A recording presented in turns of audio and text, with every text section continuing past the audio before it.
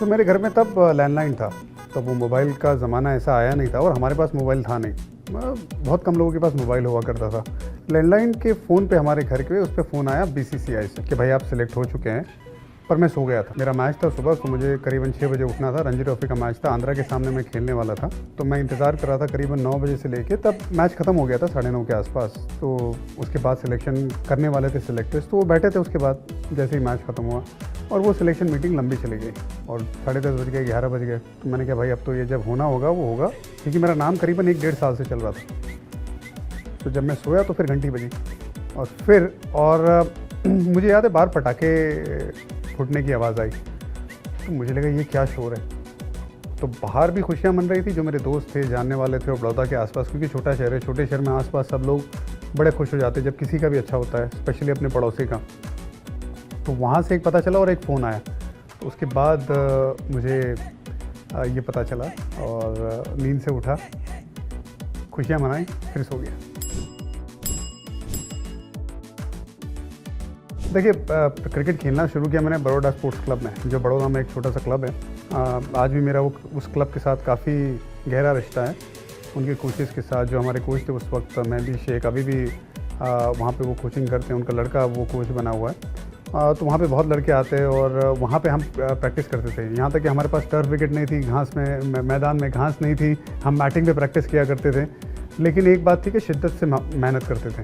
तो और जो आसपास हमारे जो कोचेज़ वगैरह थे, जैसे सीनियर थे रशीद पटेल, तो वो भी काफ़ी ज़्यादा हेल्प करते थे। तो वो रिवर्स स्विंग एक तो खुद की एक्शन पे होता है कि आपकी खुद की एक्शन जो होती है वो कैसी होती है, और उसमें आप थोड़ा सा ट्वीक करते हैं तो ये जो सीनियर खिलाड़ी आपको हेल्प करते हैं उसमें हेल्प हो जाती है। एक बशीर शेख करके हमारे कोचेज़ थे जिनका इंतकाल हो गया है, वो हमेशा कहते थे कि इरफान तो राउंड द विकेट ज़्यादा गेंदबाजी कर, क्योंकि वहाँ से ज़्यादा और लूपी स्विंग मिलेगा। तो वो सब बातें जब आपने ये सवाल पूछा तो याद आ गई। लेकिन एक कई चीज़ होती है जो नेचुरल होती है और कई चीज़ आप वक्त पे आके जाके आप बहुत सीखते अलग अलग कोचेज़ से मिलके। तो मेरे लाइफ में बहुत अच्छे अच्छे कोचेज़ आए जिन्होंने बड़ा हेल्प किया।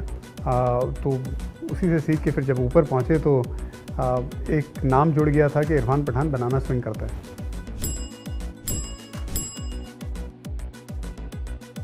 मैं मैच खेला नहीं था और जाहिर सी बात है वसीम अकरम सबको पसंद थे, मुझे भी बहुत पसंद थे। लेफ्ट आर्म फास्ट बॉलर, दुनिया के सबसे बेहतरीन लेफ्ट आर्म फास्ट बॉलर। तो मैं मिलना चाहता था और वो कमेंट्री कर रहे थे वहाँ पे, स्टार स्पोर्ट्स की टीम के साथ वहाँ पे आए थे और हमारी होटल में रुके हुए थे। तो मैं मिलना चाहता तो ज़रूर मुझे मिलाया, और मुझे याद है वो ब्रेकफास्ट टेबल पे एक बार मिलाया था, जो जहाँ पे हम भी ब्रेकफास्ट करते तो वहाँ पे भी वो ब्रेकफास्ट कर रहे थे। तो वहाँ पे मेरी पहली मुलाकात हुई और मैंने काफ़ी ज़्यादा बात की उनसे, और बहुत अच्छा लगा था मिलके, क्योंकि पहली बार आप किसी को देखते हो जिसे आप बड़ा पसंद करते हैं, तो देख के हमेशा अच्छा लगता है। तो मुझे भी मिलके बड़ा मज़ा आया था। देखिए, वो जर्नी जो मेरी इंडिया खेलने तक पहुंची थी, उसमें सबसे बड़ा अगर किसी का योगदान था तो वो मेरे माँ बाप का था। हमेशा था, हमेशा है, हमेशा रहेगा। तो वहाँ पे उनका होना, मैदान में होना, ये मेरे लिए कोई नई बात नहीं थी, क्योंकि मैं जब जूनियर क्रिकेट भी खेलता था तो मेरे वालिदैन हमेशा वो मैच देखने आते थे। चाहे कभी अम्मी आ गए, कभी वालिद साहब आ गए, लेकिन वो मैच हमेशा देखते थे। चाहे वो रणजी ट्रॉफी का मैच हो, चाहे वो हम इंटर स्कूल टूर्नामेंट का मैच हो, और जहाँ पे हमारी वालिदा एक जो खिचड़ी बना के लेके आती थी और सारे खिलाड़ियों को खिलाती थी, सिर्फ हमें नहीं। तो वो पहले से उनका वो था कि भाई मैच देखना है हमारे बच्चों का। तो जब मैं इंडिया को खिला वो मैच देखने आया तो मेरे लिए एक हिम्मत की बात थी, ना कि मुझे उससे कुछ प्रेशर बढ़ रहा था। देखिए, मैं नंबर 3 पे बैटिंग करता था बड़ौदा के लिए अंडर 16। जब अंडर 16 विजय मर्चेंट ट्रॉफी में खेलता था तो वहाँ पे मैंने 3 नंबर लगातार बैटिंग की है। और सरप्राइजिंग बात ये भी है कि मैं जब अंडर 15 इंडिया के लिए सिलेक्ट हुआ तो वो जो 30 लड़कों का ग्रुप था उसमें मैं एज ए बैट्समैन सिलेक्ट हुआ था, ना कि एज ए बॉलर।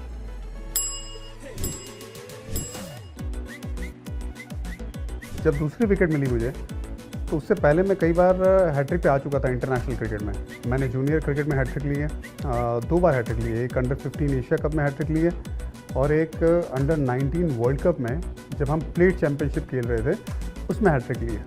तो मैं हैट्रिक पे पहले भी आ चुका था, हैट्रिक ले भी चुका था, और इवन रणजी ट्रॉफी में भी हैट्रिक के आसपास आ चुका था।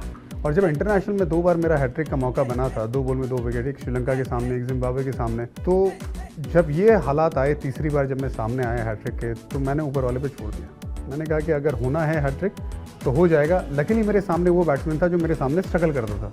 मोहम्मद यूसुफ हमेशा मेरे सामने आउट होते थे, वो LBW आउट होते थे, कई बार स्लिप में भी आउट हुए और बाउंसर पे भी आउट हुए। तो मुझे कॉन्फिडेंस था, लेकिन मैं बहुत ज़्यादा अपने आप को एक बैलेंस बना के कोशिश कर रहा था कि अगर हुआ तो अच्छी बात है, वरना 2 विकेट तो ले लिए पहली ओवर में। तो वो कॉन्फिडेंस ने मुझे वो हैट्रिक दिलाई थी। देखिए, फिजिकल स्ट्रेंथ में तो आजकल के जो क्रिकेटर है वो बहुत आगे हैं। उसका रीज़न ये भी है कि जितनी ज़्यादा टेक्नोलॉजी आ गई है, जो ट्रेनिंग फैसिलिटीज़ आ गई है, जो सपोर्ट सिस्टम बना है BCCI का, वो काबिल तारीफ़ है।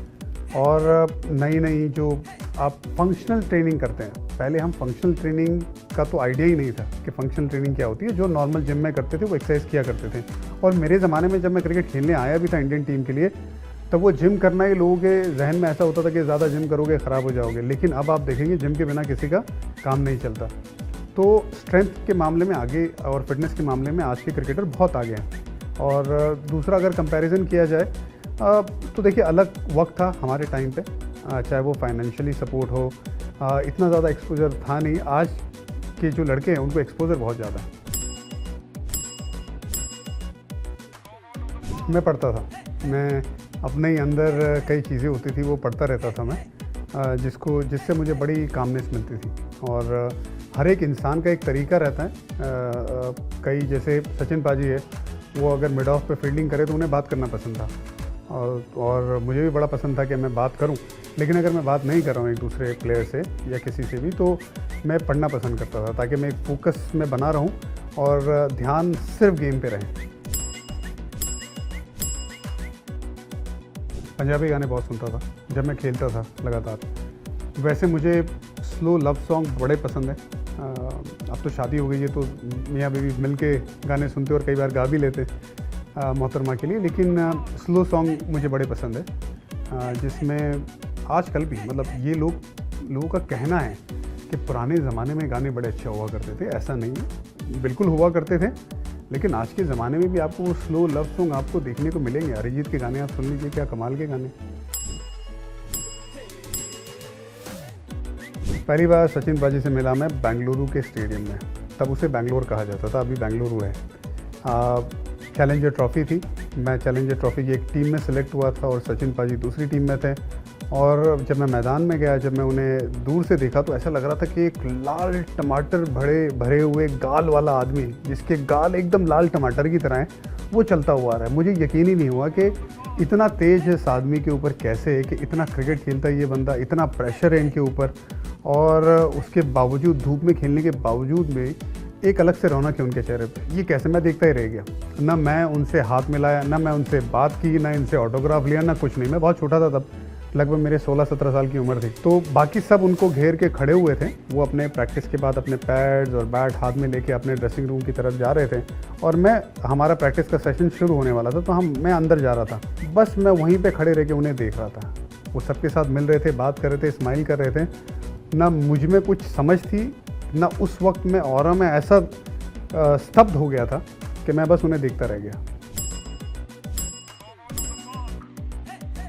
मतलब क्रिकेट में, जब हम क्रिकेट में खेलते थे तो एक ग्रुप था, धोनी, सुरेश रैना, रॉबिन उथप्पा, ये हमारा ग्रुप हुआ करता था, मोहम्मद कैफ। अब क्रिकेट के बाद भी ये सबसे राब्ता ज़रूर है। जैसे धोनी से भी मुलाकात रेगुलर रहती है, कैफ भाई के साथ काम करते हैं, सुरेश रैना बहुत अच्छा दोस्त है, रॉबिन उथप्पा के साथ एक अलग रिश्ता है। लेकिन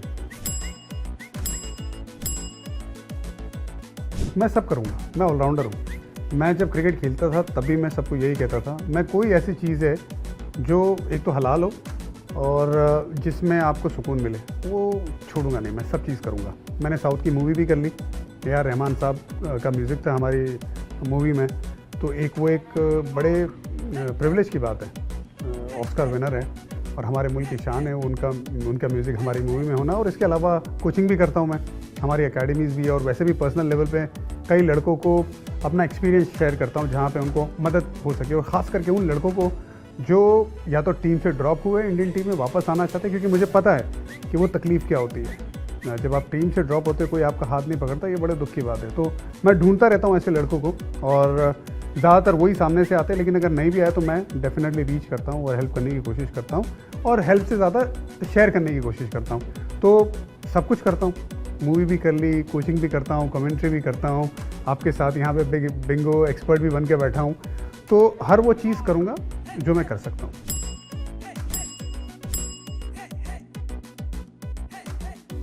be relax, everything is fine. बहुत प्रेशर है आप पे, स्पेशली सोशल मीडिया के ज़माने में। बहुत सारी बातें भी होगी। बी रिलैक्स और अपने पैर ज़मीन पे रखिए। ये 2 चीज़ें मैं ज़रूर कहना चाहूँगा।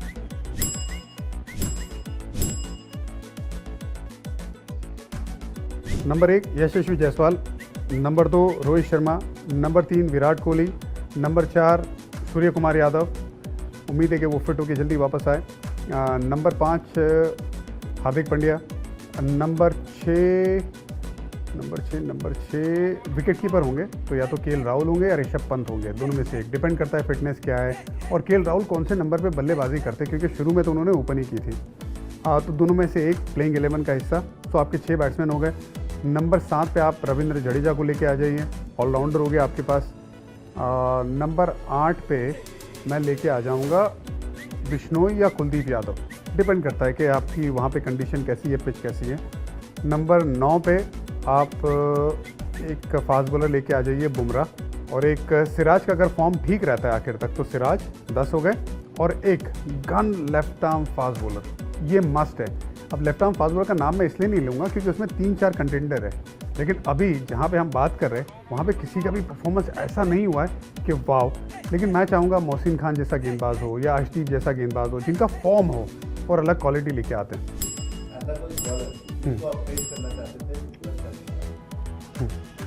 सर विवेन रिचर्ड, उनको मैं ज़रूर चाहता कि मैं उनको बॉलिंग तो मैं करूँ पक्का, क्योंकि कमाल के वो धाकड़ बल्लेबाज थे, किसी से भी डरते नहीं थे। एक वो वक्त पे उनका स्ट्राइक रेट सबसे ऊपर था, जहाँ पे वनडे क्रिकेट में लोग 50 के स्ट्राइक रेट से बैटिंग कर ले तो कहा जाता था कि भाई ठीक है। वो टाइम पे उन्होंने एक अलग लेवल पे क्रिकेट को लेके गए थे, तो उनको गेंदबाजी करना एक प्रिविलेज की बात होती।